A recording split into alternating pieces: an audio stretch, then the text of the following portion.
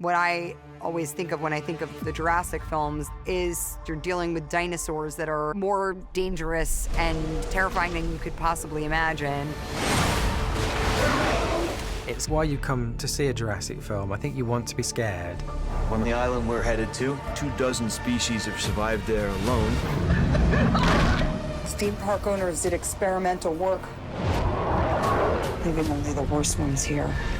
Jurassic World Rebirth is about a special ops group that goes on a clandestine mission to recover blood samples from 3 different types of dinosaurs. If we get this DNA, Millions of lives are saved. There's this sense of urgency about it. Let's go. The movie has a lot of very scary, very intense, kind of relentless moments. Hey! It is a thriller. You are trapped on this island.